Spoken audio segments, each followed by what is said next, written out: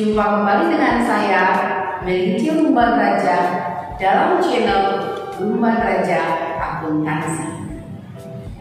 Baiklah, untuk kali ini kita akan membahas pembelajaran mengenai jurnal khusus special journal. Apa yang dimaksud dengan jurnal khusus? Jurnal khusus adalah jurnal yang dirancang secara khusus menurut jenis-jenis transaksi. Jurnal khusus dipakai dalam perusahaan dagang. Kita telah mempelajari ada 4 kegiatan utama perusahaan dagang, yaitu dimulai dari pembelian, pembayaran, penjualan, dan penerimaan uang. Maka jurnal khusus yang dipakai dalam perusahaan dagang juga ada 4. Yang pertama disebut dengan jurnal pembelian business journal. Yang kedua disebut dengan jurnal pengeluaran kas cash payment journal. Yang ketiga jurnal penjualan sales journal. Dan yang keempat jurnal penerimaan kas cash receipt journal. Kita mau melihat apa sebenarnya yang membedakan antara jurnal umum dengan jurnal khusus. Perbedaan yang pertama dilihat dari segi bentuk. Kalau jurnal umum terdiri dari 2 lajur, sedangkan jurnal khusus terdiri dari banyak lajur. Lajur yang dimaksud di sini adalah debit dan kredit. Kalau dalam jurnal umum hanya ada 1 kolom debit dan 1 kolom kredit. Tapi kalau dalam jurnal khusus kemungkinan akan ada beberapa kolom debit, demikian juga dengan kolom kredit. Yang kedua, dari segi pemindah bukuan atau posting to ledger. Kalau jurnal umum, memindahkannya adalah setiap terjadi transaksi. Jadi begitu terjadi transaksi, langsung dipindahkan ke buku besar. Tetapi kalau posting dari jurnal khusus ke buku besar adalah tanggal akhir bulan. Berarti hanya 1 kali dalam 1 bulan. Perbedaan yang ketiga dari segi pencatatan. Kalau mencatat transaksi ke dalam jurnal umum harus secara kronologis, harus berurutan tanggalnya. Tetapi kalau pada jurnal khusus, tanggal bisa saja tidak berurutan karena sesuai dengan transaksi yang terjadi pada satu jenis transaksi. Nanti kita praktekkan. Yang keempat, pelaku pencatatan. Kalau dalam jurnal umum, pelaku pencatatan hanya bisa dilakukan oleh 1 orang. Tetapi kalau dalam jurnal khusus, pencatatan bisa dilakukan lebih dari 1 orang. Bahkan bisa oleh 4 orang. Masing-masing jurnal dipegang oleh 1 orang. Yang terakhir, penggunaan jurnal umum. Jurnal umum biasa hanya dipakai pada perusahaan jasa atau oleh pada perusahaan dagang, tetapi hanya perusahaan dagang yang sangat sederhana. Sedangkan kalau jurnal khusus biasanya dipakai oleh perusahaan dagang yang besar dan perusahaan besar lainnya. Kita lanjutkan. Apa manfaat? Apa yang menyebabkan perusahaan dagang besar atau perusahaan besar lainnya lebih senang menggunakan jurnal khusus? Ada 3 manfaat utama. Yang pertama, memungkinkan pembagian kerja. Seperti dikatakan tadi, kalau dengan jurnal umum hanya dikerjakan oleh 1 orang, Tetapi dengan memakai jurnal khusus, pencatatan bisa dikerjakan oleh beberapa orang sehingga ada spesialisasi. Misalkan untuk pembelian kredit oleh A, untuk pembayaran oleh B, untuk penjualan oleh C, untuk penerimaan uang oleh D. Jadi bisa beberapa yang mengerjakan sehingga bisa dilakukan spesialisasi. Yang kedua, memudahkan posting atau pemindah bukuan ke buku besar. Kalau jurnal umum tadi posting harus STT setiap terjadi transaksi 10 kali dalam suatu waktu terjadi transaksi, 10 kali jurnal, 10 kali posting. Sedangkan kalau pada jurnal khusus posting hanya 1 kali 1 bulan, tanggal akhir bulan. Jadi sangat membantu mempermudah posting. Dan yang ketiga, memungkinkan pengendalian internal yang lebih baik. Akan lebih mudah memeriksa kalau ada kesilapan atau kesalahan dengan spesialisasi jurnal. Misalkan memeriksa jurnal pembelian, memeriksa jurnal pengeluaran kas, daripada memeriksa jurnal yang tergabung begitu banyak. Jadi dengan menggunakan jurnal khusus terjadi pengendalian internal yang lebih baik. Baiklah, kita akan bahas kali ini 2 jurnal khusus, yaitu jurnal pembelian purchases jurnal dan jurnal pengeluaran kas cash payment jurnal. Ingat, setiap perusahaan dagang yang besar dia akan menggunakan 5 jurnal, 4 jurnal khusus, 1 jurnal umum. Tetapi jurnal umum hanya dipakai untuk mencatat transaksi-transaksi yang tidak bisa dicatat ke dalam jurnal khusus. Kita masuki satu persatu. Yang pertama, jurnal pembelian purchases jurnal. Jurnal pembelian digunakan hanya untuk mencatat pembelian secara kredit, barang dagang, dan barang lain. Ingat, hanya yang secara kredit.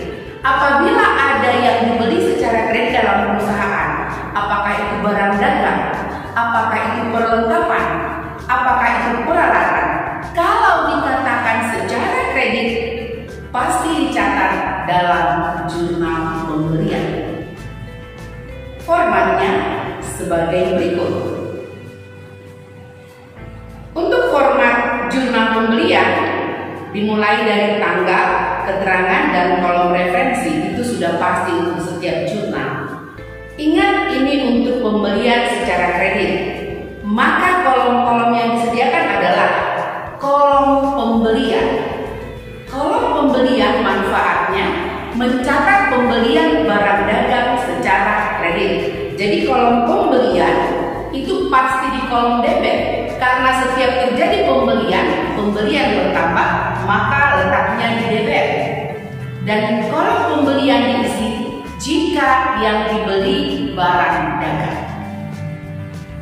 Selanjutnya ada kolom serba-serbi. Kolom serba-serbi diisi jika yang dibeli bukan barang dagang.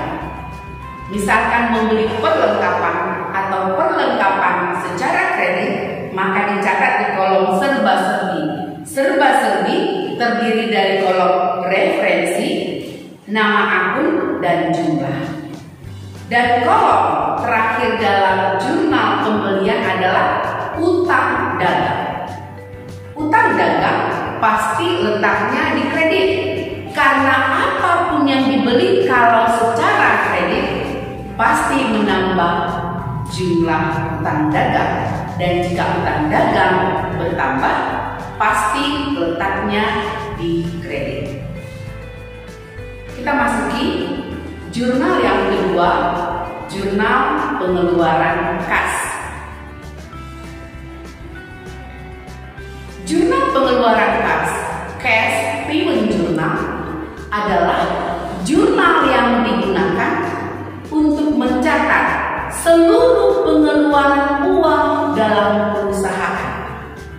Transaksi apapun dia, jika karena transaksi tersebut ada pengeluaran uang secara tunai dari perusahaan, harus dicatat dalam jurnal pengeluaran kas. Kita harus ingat, ini dalam perusahaan dagang.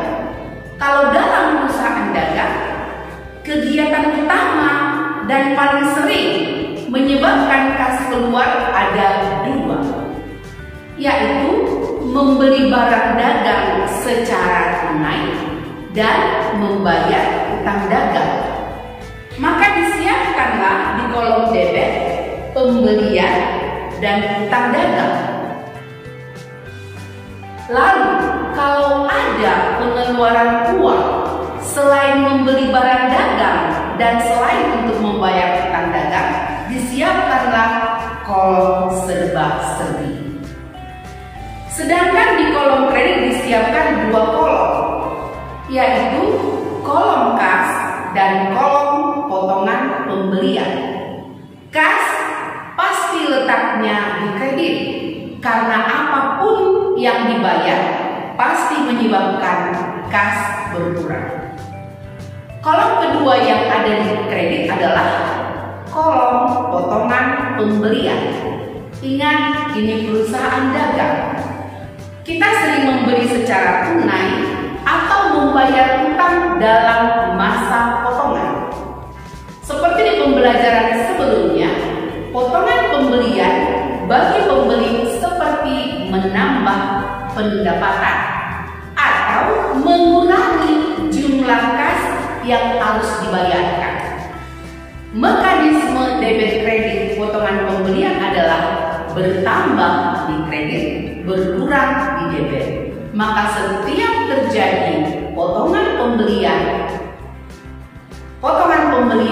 akan berada di sisi kredit. Baiklah, untuk mempraktekkan pencatatan transaksi-transaksi keuangan ke dalam jurnal pembelian dan ke dalam jurnal pengeluaran kas akan kita selesaikan melalui soal berikut ini. Berikut ini transaksi-transaksi yang terjadi pada PD Merdeka selama Januari 2020. Kita lihat transaksi yang pertama. 2 Januari dibeli barang dagang dari toko A 5 juta rupiah, syarat 2/10 N/30. Pertama sekali kita harus lihat dulu, ini adalah transaksi pembelian dan secara kredit. Pasti dicatat di jurnal pembelian. Langsung kita praktekkan. Tanggal dicatat di kolom tanggal 2 Januari. Keterangan menuliskan dari toko mana kita membeli. Dari toko A, kita tuliskan toko A. Kalau kita beli barang dagang 5 juta, menyebabkan pembelian bertambah di debit 5 juta. Sekarang kalau di jurnal khusus, kita hanya cari kolomnya, lalu tuliskan jumlahnya. Kalau yang dibeli barang dagang, maka yang diisi kolom pembelian.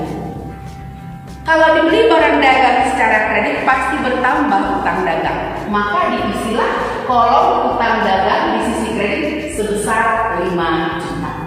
Jadi sama saja seperti jurnal umum, pembelian bertambah di debit 5 juta, utang dagang bertambah di kredit 5 juta, hanya menempatkan kolom saja. Jadi sangat memudahkan pekerjaan.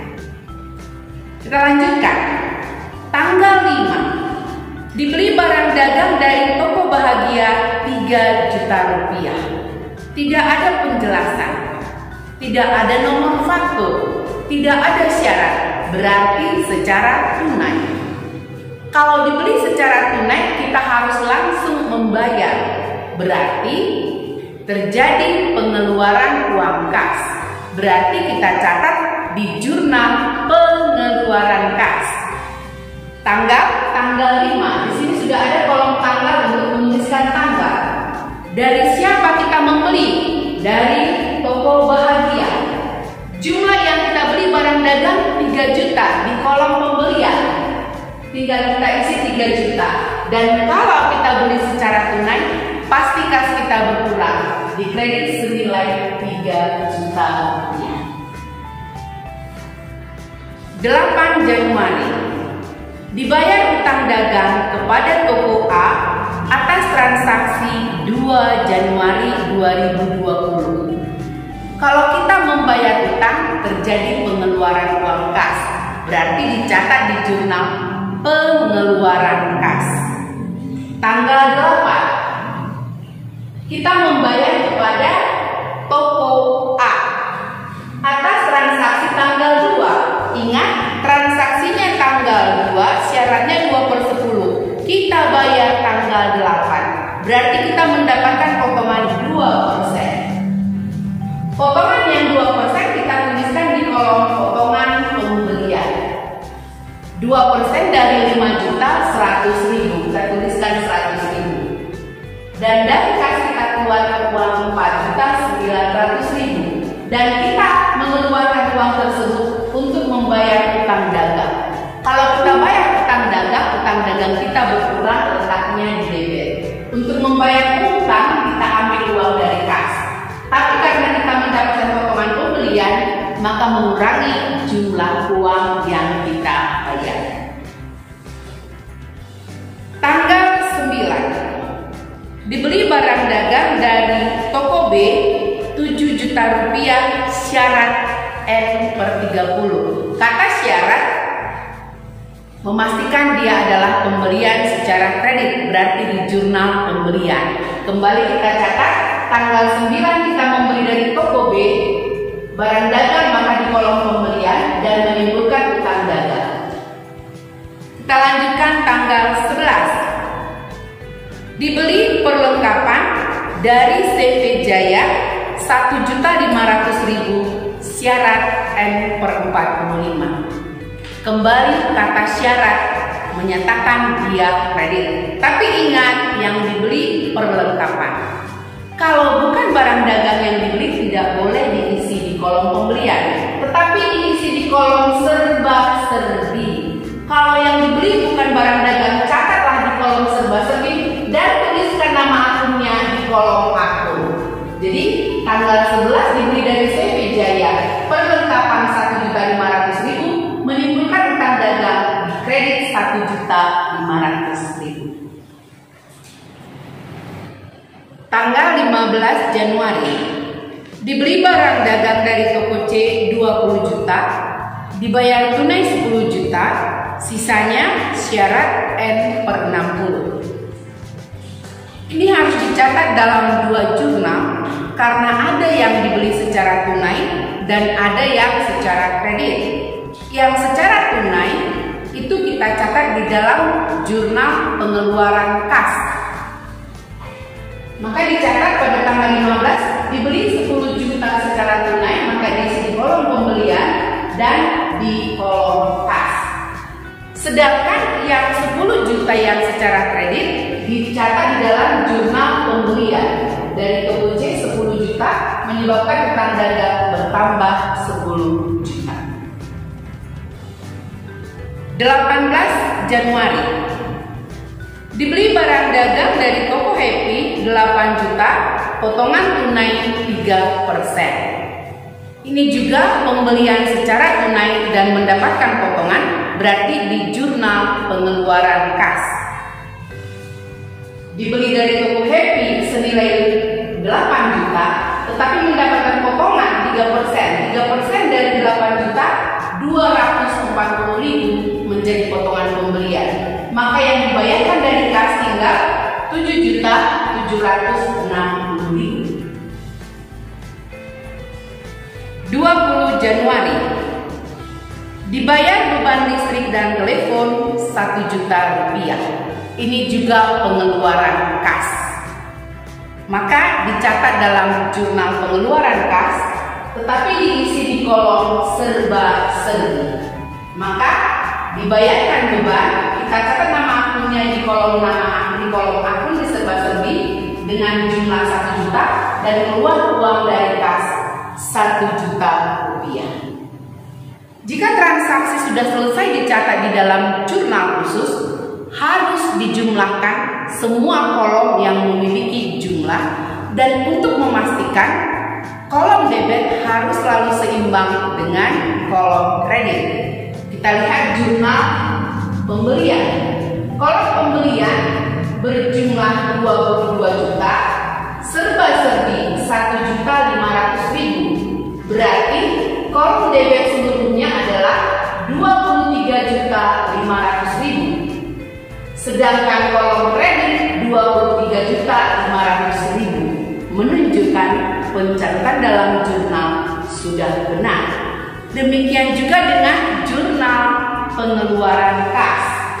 Kolom pembelian 21 juta, kolom utang dagang 5 juta, kolom serba-serbi 1 juta, 21, 26, 27. Sedangkan kolom kredit, potongan pembelian 340.000, kolom kas 26.660.000, 27 juta. Jadi tetap harus menunjukkan keseimbangan, debit selalu sama dengan kredit. Baiklah, beginilah mempraktekkan pencatatan dari perusahaan dagang ke dalam 2 jurnal khusus, yaitu jurnal pembelian dan jurnal pengeluaran kas. Demikianlah pembelajaran kita untuk kali ini. Semoga mudah untuk dimengerti. Jangan lupa like, share, dan berikan komentar yang bersifat membangun untuk video pembelajaran ini. Dan bagi Anda yang belum mensubscribe, silahkan di-subscribe. Terima kasih, sampai jumpa.